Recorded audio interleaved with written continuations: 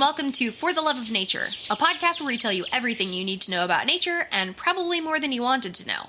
I'm Laura Fawks Lapole. And I'm Katy Holloway, and today we are talking about, we're going to be shot down for this so many times, we're going to be talking about animals that are still alive, but they should be extinct. And and it's not even personal. No. It's really just kind of talking about how they are not well adapted for survival. How it's so mind-blowing that these creatures are still alive because they really should not be. And this isn't going to be like, you know, my personal vendetta against seagulls or opossums. It's just straight up, how on earth are they still alive? Oh, this should be a good one. So to start things off with, instead of doing some nature news, because there's always nature news starting, but we figured we'd do something a little different and talk about products, like sustainable products that Laura and I find useful. So we're just things that you guys could do to kind of help the environment a little bit better. So, Laura, do you have one? We're still not being paid by anybody. Yeah, so maybe we're not being too preachy. We're just trying to help. We've pitched to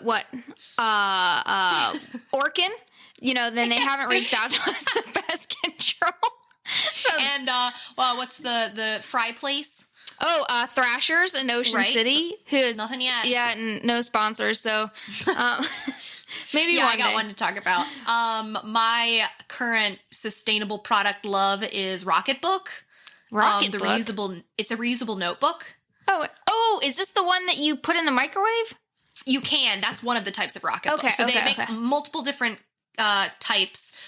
There's one you can put in the microwave to make the writing disappear. Mine, you just get some water and wipe it off with a cloth. Gotcha. Yeah, because Carl used for school, he used the one, like, you write in it and then you take a picture of it and you microwave it to get rid of it.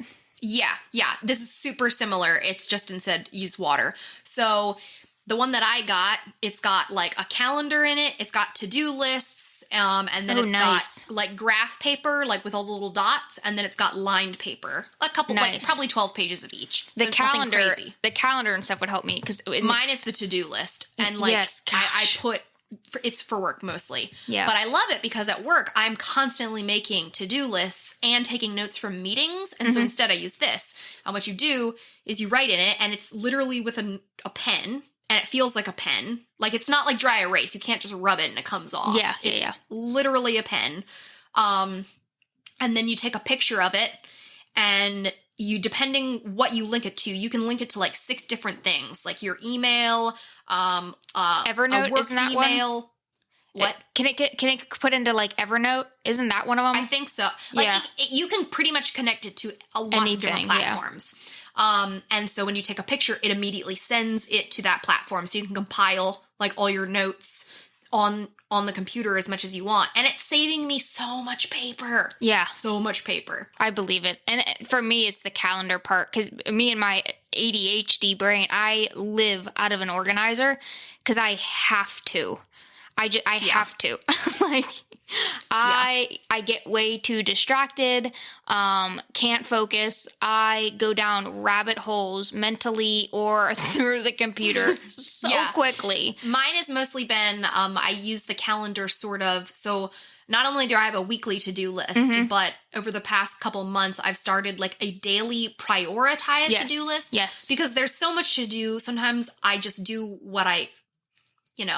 what's easy and what I could get some instant gratification, but that's not actually what needs done today. Yes. So I write out, what do I need to do today? If anybody wants to talk about organizers, reach out to me. I have an amazing, well, I'll just go ahead and pinch it. Monk Manual. Maybe they will finally sponsor us. Monk Manual. So they do it so you organize it by month and then you do it by your week and then you go break it down into day. And that has been the best organizer for me because it's not overload. It sounds like a lot, but you figure the month one, you do it once every 30 days. Right. Week, I do it on Sunday nights when I'm getting ready for my week. Because I just do my work week, which I really do need to do it more. I've been starting to do it more with just I have it for work and home life, but I need to make sure I'm like actively using it on the weekends because it really does help me stay organized. But then day to day, and it's the same thing. So you prioritize, and then your top 3 things, and then you have a to-do list, and it has like a bunch of other little sections. So if anybody out there loves organizers, Monk Manual, and you get them every 3 months. I think they're at 3 months installments, but yeah, that definitely. Well, man, if they would make one that's erasable, right. Come on, Monk Manual. Yeah, right. It's, partnership, right? Team up. So mine, I've been using this for years now, and I know Laura knows about this. So mine are my reusable mesh vegetable bags that I take everywhere with me. So you can get a pack of these for like $12 off Amazon. Anything. If you just search mesh reusable bags. So you think about whenever you go to the grocery store, if you are at any point getting any sort of fruit, vegetables, anything, you constantly use those little plastic bags. Yep. And again, just cutting down on the plastic. So much plastic, and those plastic bags are so wasteful and useless, where these bags are incredible, and for like $10 you get 12 of them. That's such a heck of a deal. It is. You can wash them.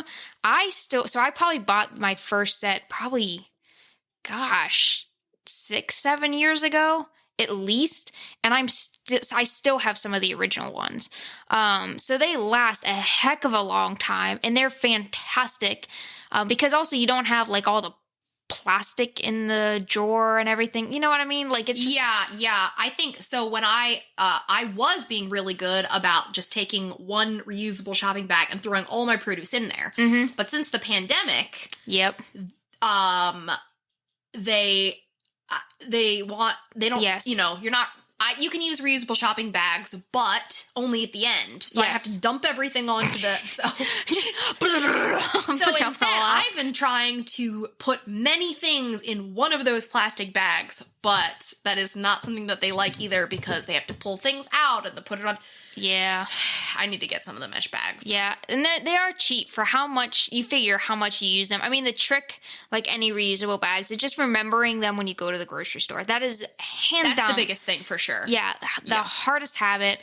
But once you get into it, it's second nature. Yes, we just leave them in the car. But that is by far the most sustainable, and that's so easy to do because, again, you don't have all the plastic bags everywhere in your, fruit and vegetable drawer in your fridge, and it's just not all that extra waste. So, yeah, here in Maryland, they're charging now for plastic bags. Oh, so like good. Not those type, but the regular ones. I'm really surprised if they're not charging for those, but it's like 5 cents a bag.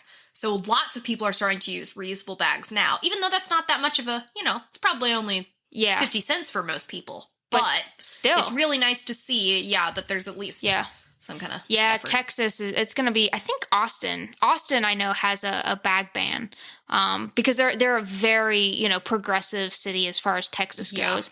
So I know you have to purchase bags in Austin, but it's going to be a long time before the rest of Texas catches up.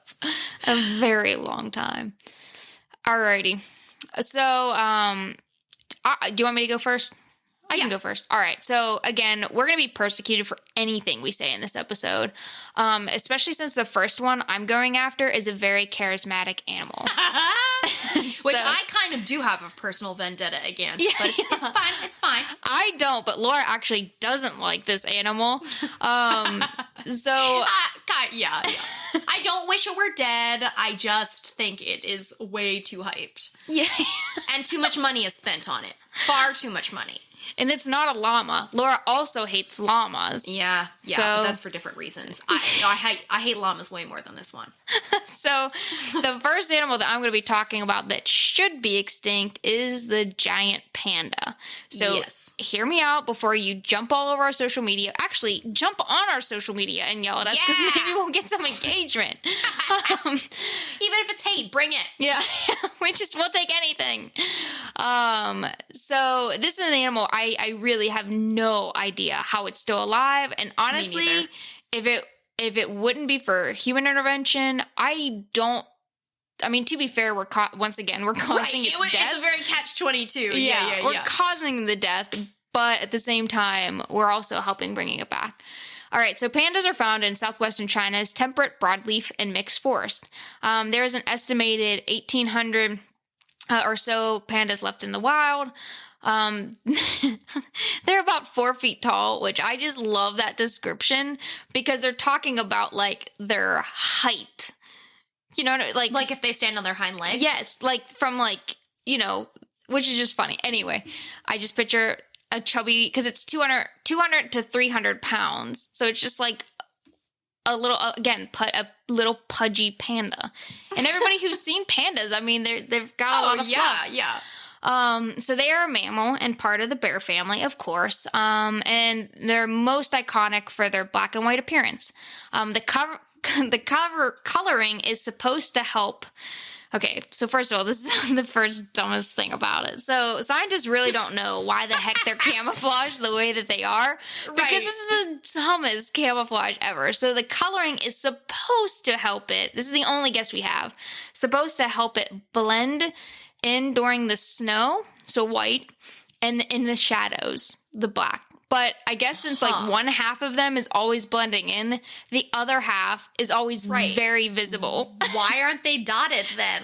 Right? Or something splotchy, like anything other than literally half and half, like at their belly split. Like not striped, not spotted, which both are super normal camouflage patterns. Just at their stomach, one half. Yeah, it just doesn't. It's like they're counter shaded, like an aquatic animal, but they're not aquatic. Yeah, and I've done I really did an extensive Google search to try to find an image of a panda blending in, and let me tell you, it doesn't exist.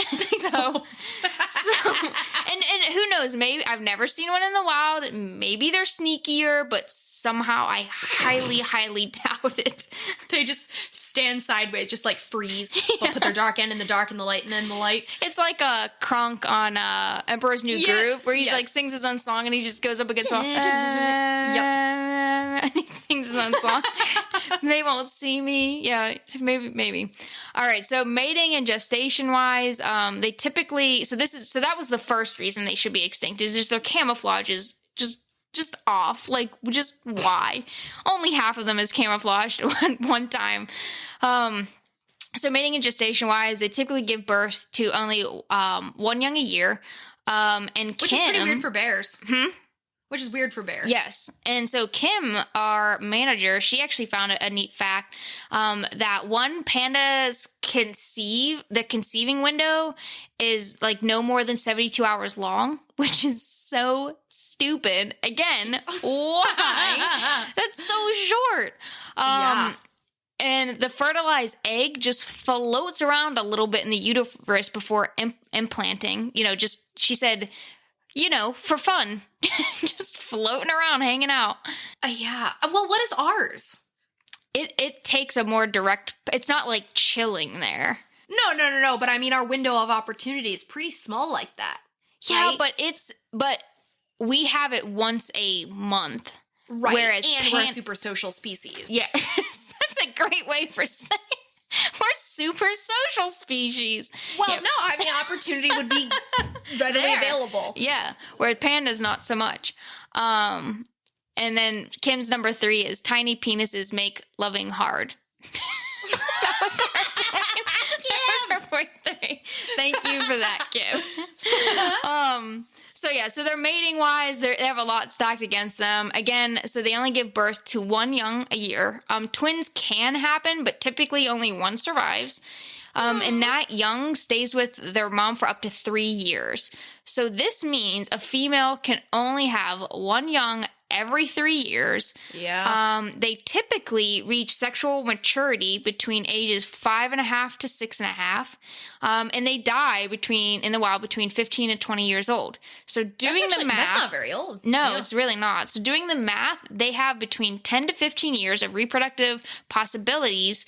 So best case scenario, all their cubs live, and she's able to mate successfully every single year, find a mate, everything.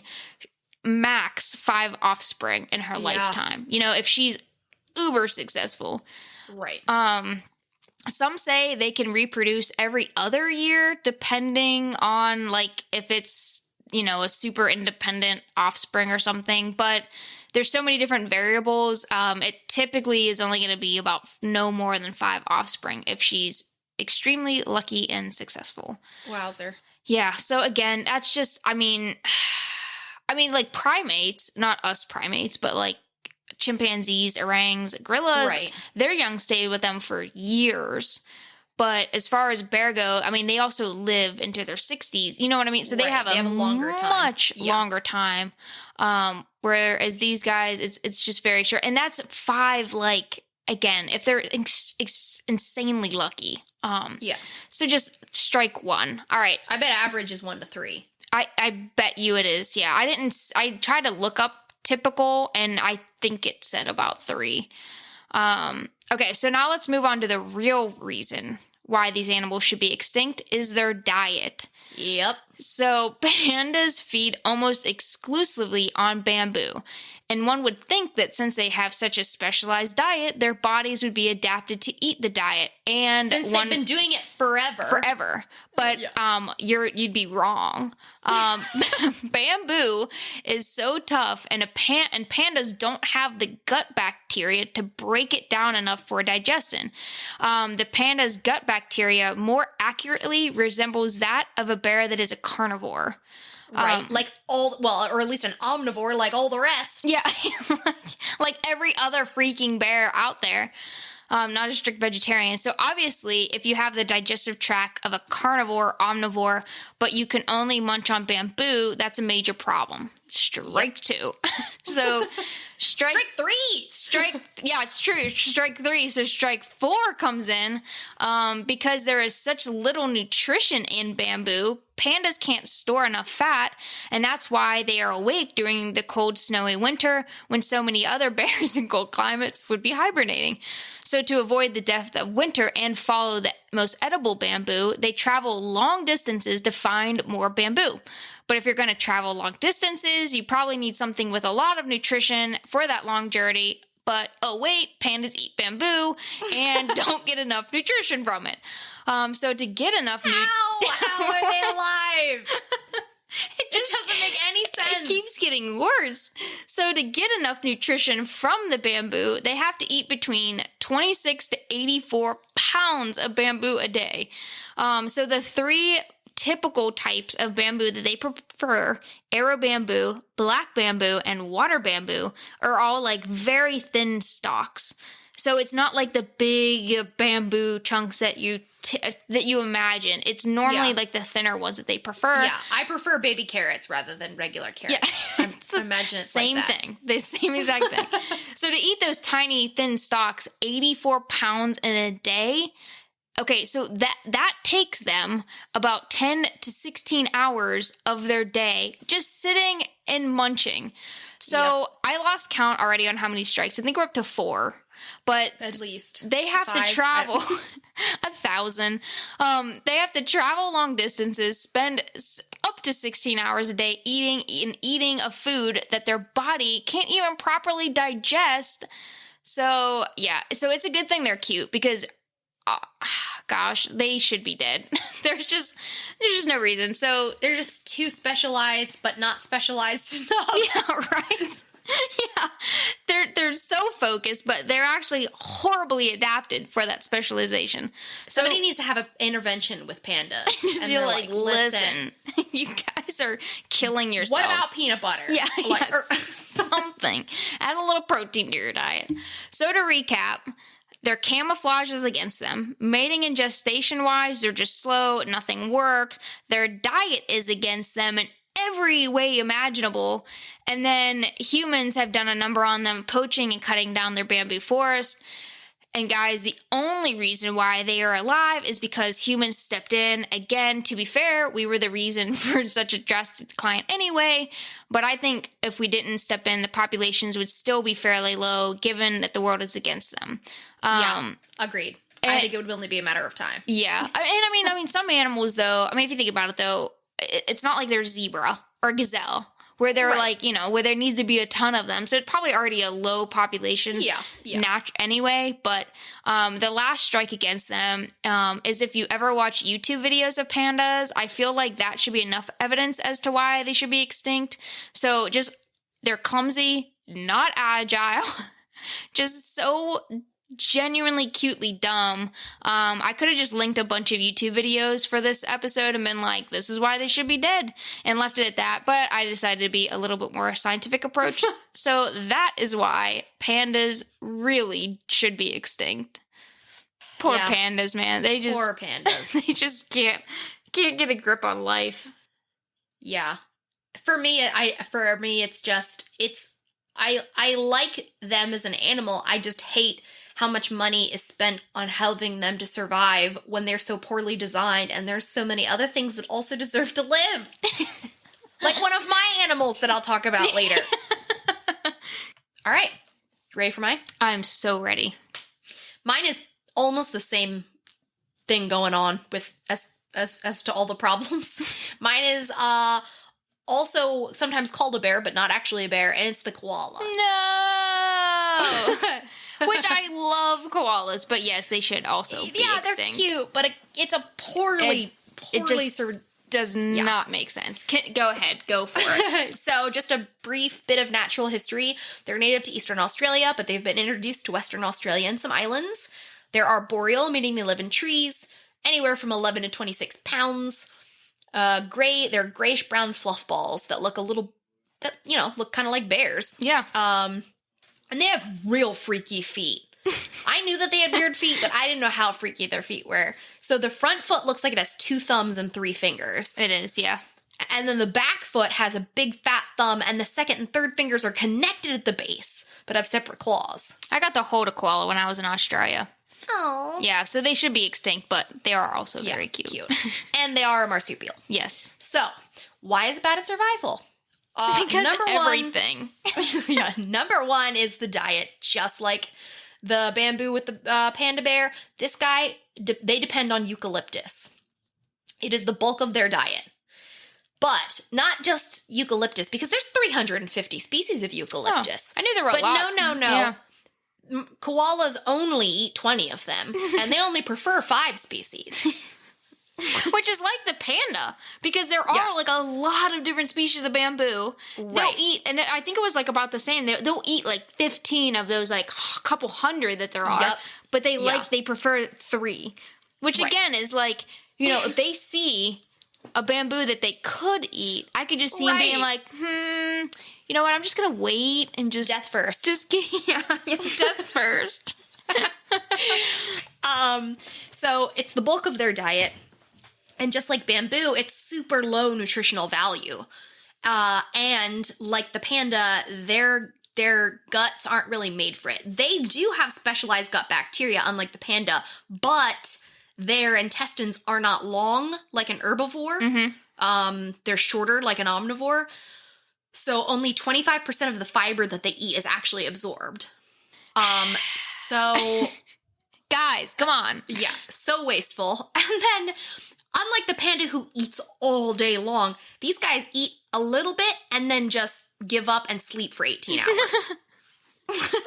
Because they have so little energy. Okay, to be fair then, so maybe that's one thing going for the panda. They at least put forth effort. Yeah, these guys, they're so close to death as far as nutritional value that they just pass out for 18 hours and then eat just enough to keep going to the next day. So that nutritional value. Also, eucalyptus is toxic. Yep. Like, don't just choose a plant that you can just munch. No. We want to eat toxic plants, poisonous plants. Yes. Why? So, as babies, they can't even handle the toxins. I learned this fact a long time ago, and I love sharing this fact with people. So, as babies, they can't handle the toxins, so they eat their mom's poop to get those good gut bacteria. Of course. Which is why you never kiss a koala on the mouth. Which are, like, okay, for how cute they are highly aggressive. So, like, especially males, man, they're creepy hands. Yeah, but they are aggressive if you catch them in a bad mood. That couple hours that they're awake a day.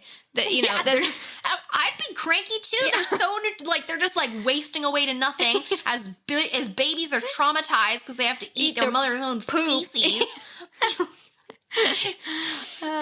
And the scientists have noticed that they do avoid certain species during certain times of year when the toxins are extra high in those trees. So they have chosen a toxic tree that at certain times of year they can't even eat.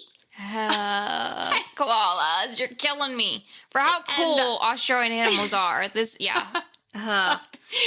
And then finally, their dependence on eucalyptus means they also need to live in trees, which is cool to avoid predators, but not good if you only live in one type of tree that is getting cut down. Also, they're explosive. What? So eucalyptus trees, they explode. What? Why? So it has to do with the oil that's in them. Okay, yeah. So, you know, a lot of... the poison oil. Yeah, the poison oil. So, you know, a lot of, like, Texas, like, a lot of places around the world, it needs to have a natural burn. Yeah, so you gotta burn. Which is horrible anyway, because so many koalas get caught in these fires. I know. I did know that they're in very fire-prone areas. But also, this is horrible. But also, so not only is it toxic, they're not all that quick, but the eucalyptus trees explode. So, when they light on fire. Yeah, when they catch on fire I think it's because of the oil. That is nuts. Yeah, so they live in a to explosive tree. Explosive tree, yeah. Which I really thought you were going to bring up at some point. I don't know, how did I miss that fact? So it's a very high flammable vaporized eucalyptus oil, which is just produced by the tree naturally. So it's just like I'll just live on this grenade and eat poison. Yeah, just what? And live out my life, my happy little koala life. Oh goodness, they are really cute. I will say, Australia. Obviously, I talk about it all the time. Eventually, I have to take my family back to Australia because it, hands down, was just a mind-blowing place to be. So whenever I visited Australia, I went to Australia Zoo, of course, because Steve Irwin. Yeah. That's like, what is it? The pilgrimage of every zoo bio student. I was like, to see Steve Irwin. This was long after he had passed, and so I think that meant more to me than at that point. It was like I had to visit this. I remember talking to the travel agent that was helping me book stuff afterwards, and she was like, "Where do you want to stay in Brisbane? Where do you want to do this? What do you want? This one is near like a fun bar with a lot of students go to. This one's like a really fun hostel, blah, blah, blah, blah." And I'm like, where's the closest place to the zoo? And like, that's all I cared about, which I love Brisbane. But anyway, so whenever I was at Australia Zoo, I took a tour because, again, I'm a nerd. And I know a lot about zoo animals and stuff like that, but I like to know the background behind a lot of them. So we were there, and she was talking to us about how there is a new koala that had a baby that it hasn't come out of the pouch yet. I will have to find this video because I have it somewhere. And she's like, "Oh, they haven't, it hasn't come out of the pouch yet, but, you can see a pregnant mama over here."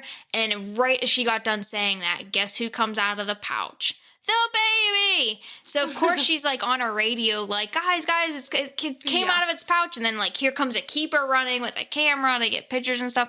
So that was a really cool memory. They are really creepy, but they are a cool animal for I guess so are pandas, but yeah, they're really neat. Yeah. But that's not the only reason they shouldn't be alive. That's just the tree that they depend on. Yeah, right. They also don't have sweat glands, and they live in a fairly hot climate. Yeah. So no sweat glands. So they stay cool by licking their own armpits and stretching out to sleep. Of course. I lick my own armpits whenever. I don't sweat. I was just going to say, I bet you can relate to this problem. Yeah, I don't sweat, and I sweat more now after I was pregnant than what I ever have in my life, but I don't sweat, and I constantly feel like I'm in a sauna whenever I work out. You should be licking your pits. I've never tried. I'll just bring a spray bottle and spray off my armpits. It probably would work. I do. The arteries under there. I do have a cooling towel. You know what I mean? Like one of those frog tog things that I have to just so it evaporates, so I do feel better. So no sweat glands. They have an upside down pouch. Yep. So opposite of a kangaroo, It's like, whoops. opening faces downwards. Yeah. So usually you see this in burrowing marsupials like wombats interesting. because Yeah. it doesn't let dirt in. Yeah, makes sense. Totally makes sense. So, Could you they're imagine thinking just a pocket full of dirt? Like they're just burrowing. the baby comes out. Just it'd be so cute, but awful. But so they, clearly they think koalas probably used to burrow, but not for a real long time. But they kept that upside down pouch. Instead of the safety of a burrow, let's climb into the toxic exploding trees. Yeah, with an upside down pouch, like an upside down pouch for an arboreal species. Doesn't make any sense. So you'd think that babies would just be getting dumped out all the time. Whoop, just The only thing that keeps them in there has to be the fact that when they attach to the nipple, it swells up so much that they're stuck to it. But also imagine I feel like that could be painful for the, gravity. Yeah, Baby on the teat. just yanking on it. And then finally, they almost all have chlamydia. Yep. Normally. That's a normal thing. Normal they thing all have for them. chlamydia. Another reason why to not kiss them or anything. You don't. A second reason to never kiss a koala. Those dirty koalas. It's normally not a problem unless they get stressed. If their tree explodes or if there's a fire or any other stressful situation. Which is basically their life. Just one stressful situation after another.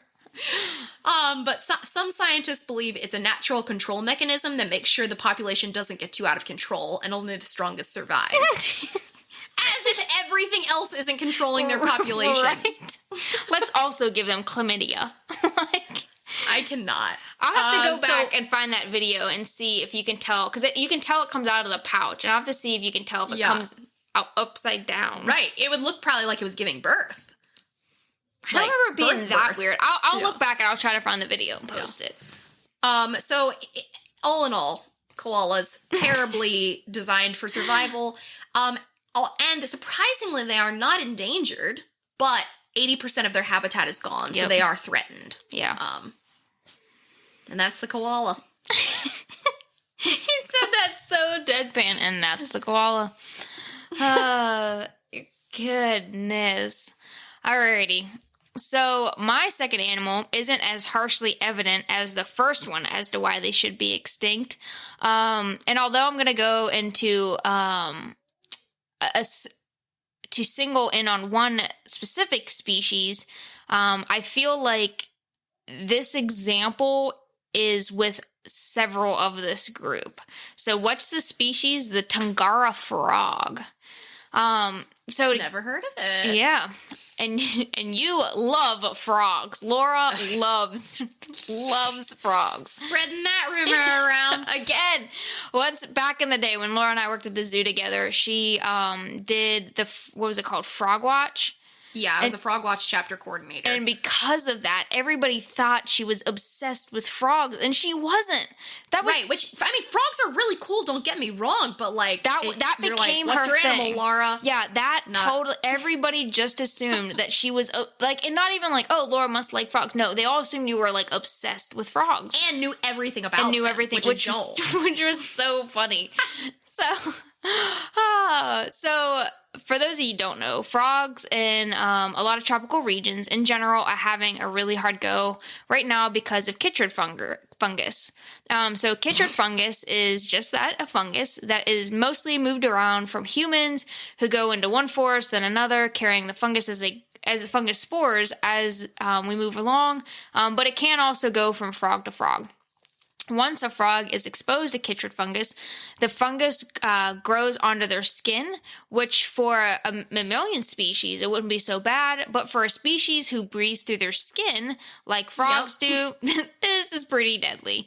So the chytrid fungus, what does it do besides basically suffocate them? It also causes their skin to slough off. And get really hard too, I remember. Okay. so Gross. sloughing, like just the skin falling off. That's such a horrible image. That's a horrible word. Yes, it's a horrible word. Okay, Sloth. to me, it is just like if whenever people use the word crunchy or chunky to describe food. I feel like those two words should never be used to describe food. And so there, again, sloughing off of skin, I feel like that is never a word that should be used in skin. Yeah. I'm on board with that one. Oh, goodness. Anyway, so chytrid fungus also attacks their neurological pathways. So they start to act oddly too. Their legs will be out behind them instead of under them. They won't hide and will stay clearly out in the open. So overall, chytrid fungus is a very real and deadly threat to frogs worldwide. And why are frogs important? So I didn't put this in, but just so you guys know, like a lot of frogs they're known as an indicator species, and so a lot of times you can evaluate the health of an area by various indicator species. And so the fact that frogs are disappearing, it's a good indicator that the forests just aren't healthy anymore. So aside from chytrid fungus, this Tangara frog, it's still insane that in their adaptability over the years and how they make themselves a target. So this is why... Yeah, because I was going to say, chytrid fungus isn't their... I mean, it's not their problem. They can't help that, but how are they? Just wait. So Tangara frogs specifically live in Mexico down to northern South America. It's a terrestrial toad-like frog, has coloration to blend into leaf litter around them. So they already have a one-up on the panda. So at least these guys are camouflaged, whereas not even close. That was a panda. They don't grow any larger than 1.5 inches in length. And like all frogs, they consume a variety of insects. Again, healthy diet that their bodies are able to digest. So far, I'm waiting for the bad. It sounds like they're doing great. So what is the problem? It's their mating calls. So this frog has actually been heavily studied. The perfect call Tangara frogs make to call their females is also the perfect call for bats, flies, and other predators that feed upon them. So why? The very call that could get them laid is also the call that can lead to their murder. Now, the call is super interesting. It's made up of 2 parts, simple and complex calls. The simple call is a whine, and not like a moan whine, but more like a laser beam whine. Okay, like wee. Yeah. You are the frog person. No. Yeah. So more sounds like a laser gun. So females do find this call attractive, and they will go mate with a male if he's sitting there whining, which, okay, lady Tangara frogs, I don't know how you do it, because honestly, that's a turn off. Would single-handedly be the most annoying trait in a male of our species. Oh, goodness. Just like a little frog guy sitting there whining. Oh, goodness. Yeah. But often for the Tangara frog, whining isn't enough. Who would have guessed? So the second part of the call they add is called a chuck. But it sounds like a click, but they call it a chuck. So I don't know why the heck scientists call it a chucking, because when I hear the word chucking, I think of the synonym like to throw, which means that the male Tangara frogs aren't like hurling women into the air. So the most attractive males out there, you would have to whine, then chuck. So if they want to attract females, which I can't get over the image of somebody just being like, Katie, be with me, and then like I get close and they just hurl you into the air, because that's what I think. And I was I'm imagining the sound like certain woodpeckers make that weird like chuck, chuck, chuck sound. Yeah. It's similar, but not quite. We'll have to find a sound, or I've listened to a few different sound bites. Yeah. So anyway, so the complex calls are the deadly part, not the whining, the complex, the chucking. Whining is fine, but once you start chucking, bats can tune into this pattern and pick up the calls to locate the calling males. I guess because it's maybe a lower frequency, which are easier to pinpoint. Yep. So the only guaranteed way to get you laid is the way that is often quite deadly. Male Tangara frogs are also extremely competitive, as most animals are, to continue their gene line. So just imagine a fight club, right? So as one is calling, whining, and chucking, if there's another one nearby, they just keep getting louder and louder to get over each other. But remember, as they're chucking louder and louder, all the bats are like Marco! Yeah, right. Hello. You're just finding them.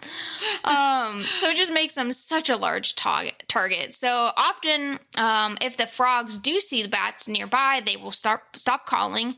But there are other aspects that make them keen to predators finding them.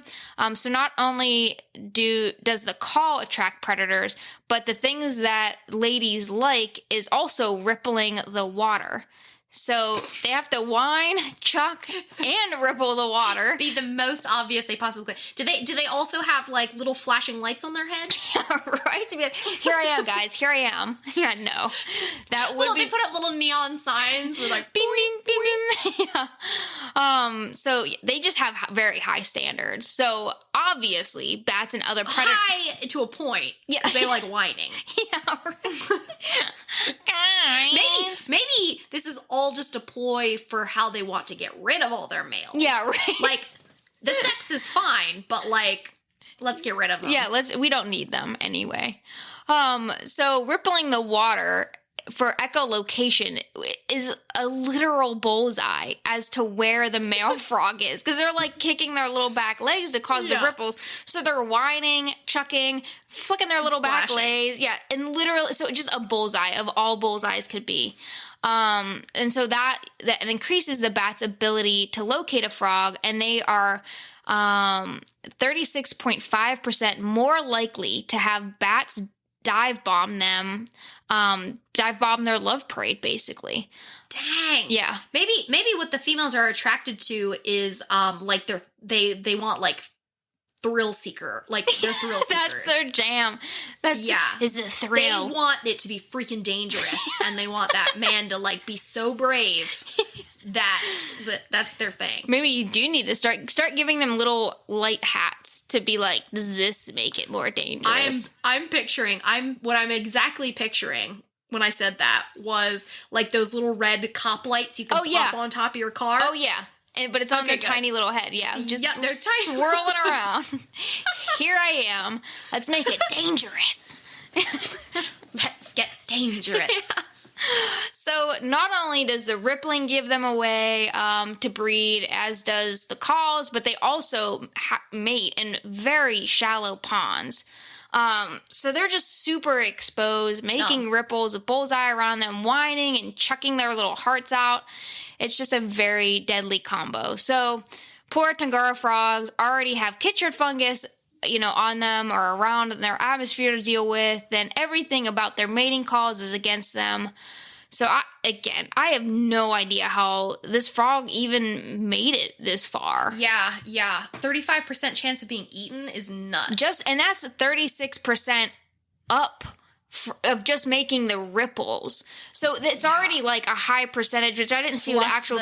plus the noise. Plus the chucking, that's already high. Like a 50-50 chance, maybe. Pretty much. I mean, you're either going to get laid or you're going to get eaten. Yes. It's either, flip of the coin. Either get laid or murdered. Which would you like? Dang. Oh, goodness. All right, Tangara frog. That's all I have for that one. All right. Back south. This one is in Australia, but it's New Zealand. This is the kakapo. Oh, yeah. So this poor bird. To be this fair, is another one. At least they're cute. Oh yeah, like this is where all the money should go for screw pandas. Give it to the kakapo. Screw pandas. But what I was going to say is, all of at least the first two animals we talked about, they are literally just poorly designed. This bird was excellently designed, but not at all for change. No. So it was perfectly fine. I refuse to change. That's its downfall. So it's not really that it's specialized as much as it is zero adaptability. So just stubborn. So a little bit of natural history like before. They're found in New Zealand, and they used to be all over New Zealand, but now they're only found on 3 isolated islands off the coast. And far enough away of the coast, like further than a rat or a stoat can swim.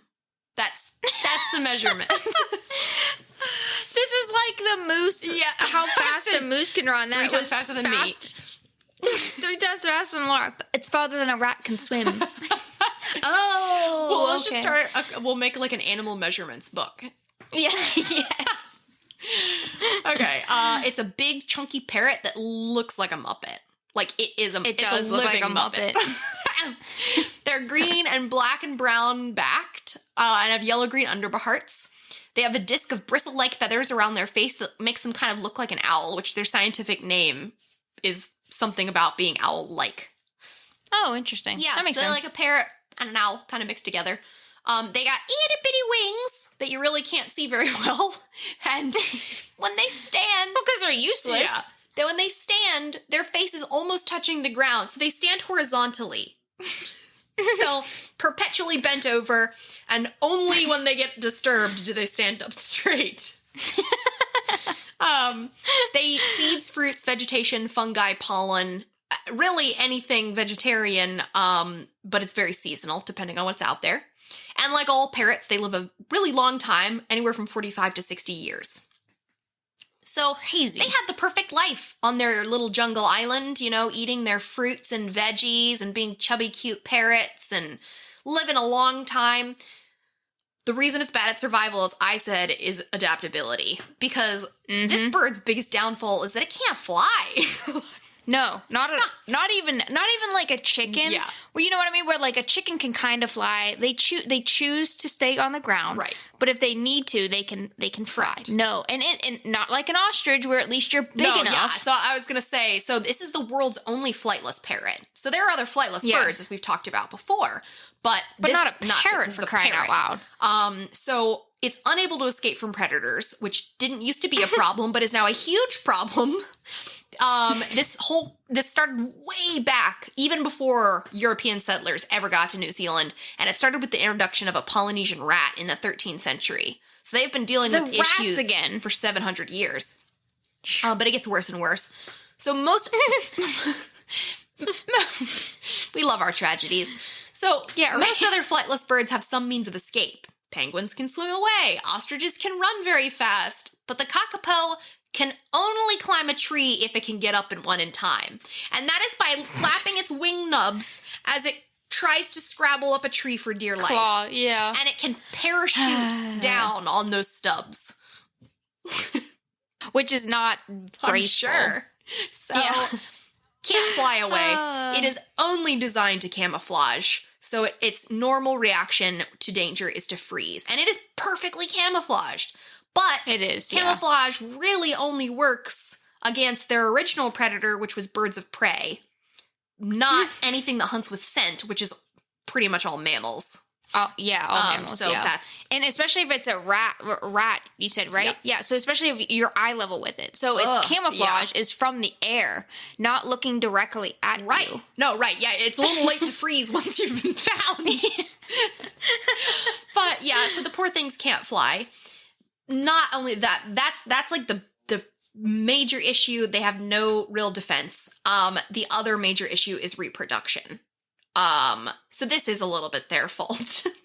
But just blame the cockapoo. Yeah. So they only breed every 2 to 4 years, which is, not that often. And because it's only when food is good, which just happens to be about that time. Hey, honey, this is a great year for food. Yeah. Let's make a baby. It usually coincides it makes with sense. some like fruiting tree, but it makes. I mean, to be fair, it makes sense because if you have to provide for an offspring, you're gonna of course you're gonna do it. Yeah, humans do the same thing.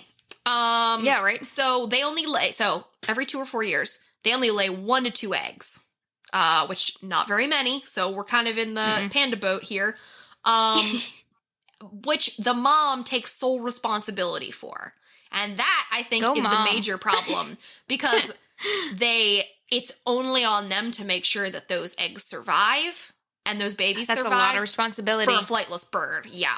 For a flightless ground bird. So they nest in burrows or under shelter, which, okay, cool. But the babies are born completely helpless, which, again, like, why wouldn't you not be like a duck, like born with feathers? No, because they're parents. And and even if they're protected in these little ground burrows, you know what go in ground burrows? Rats. Yep. So the mom is gone for hours at a time finding food, leaving eggs and poor defenseless babies, which have perfect pickings for any kind of small mammal predator. Yeah, that's just a buffet. You're walking into a cave of buffet. Yeah. And now, so that's its own reproduction problem. Now, because there are so few left, because of inbreeding, only 40% of eggs are only 40% of eggs are infertile. So only 60% of them can even make a baby. So yeah, so a hair over 50%. Yeah. So if they lay 2 eggs, one's probably good. Yeah. And if they only lay 1 egg, who knows? Well, yeah. So they are highly endangered, as you can expect, because this is one of those animals, how you're still alive, it's really almost not, which is so sad. Yeah. Predation is the big one. So because they can't fly, they can't get away from their predators. And in New Zealand has many introduced predators. So the rat was the first one 700 years ago. But since then, Europeans brought stoats, which are like little weasels, cats, all sorts of stuff that's eating the kakapo. So that and habitat loss. New Zealand is heavily forested, or managed, like heavily logged for. And when humans first got to New Zealand, they were like, "Wow, look at all this easy, chunky little bird meat running around." So we killed thousands of them for food. Yeah. Immediately. Chunky bird meat. Forget chickens. We can eat parrots. They can't even fly away. Perfect. So they just murdered thousands of them. All of them. The only saving grace is that there has been a very successful breeding and management program. Somebody was like, we need to do something about this. So they rounded up every remaining kakapo, put them on the remaining islands that were far enough away that the rats and stoats couldn't swim to, because that happened when they first moved them. They've moved them too close. And that's how they figured out. Yeah. Interesting. And they made sure they removed all those rats from those other islands, because I think they were already there. Yeah, I would imagine so. So now the next step, and like breeding is going well. Like they're even doing like in vitro, because it's so. Oh wow! There's only 210 kakapo today. Whoa. Okay. So we are at the end if something can't change, and they're hoping to take. We're not like the Kita level where there's like less than 30, but it's close enough that you're gonna if you don't do it right, you can start to funnel your genetics. Yeah, and there were even less before, so that those numbers have actually went up. Well, today it's 210, but a couple of years ago it was like 180. So like we're doing okay. It's getting there. Their next plan is hopefully they would let is it President or Prime Minister? Prime Minister. Prime Minister, the last Prime Minister, not the one right now, but the one before this, advocated for like extreme predator control of New Zealand. Their plan was to like drastically get rid of cats, get rid of stoats, get rid of rats. Yeah. Like wholesale. The plan was extreme. But, it would definitely make a difference for any... Especially rats. I mean, especially if they're introduced, they're not their natural... Like, I mean, rats are very, very destructive. Oh, yeah. Whenever, on any island. Literally. Yes. They're like the downfall of almost any island. Yeah. Goodness. So I will end with, kakapo... probably never good with... terrible at adapting and their reproduction stuff. But they have a chance...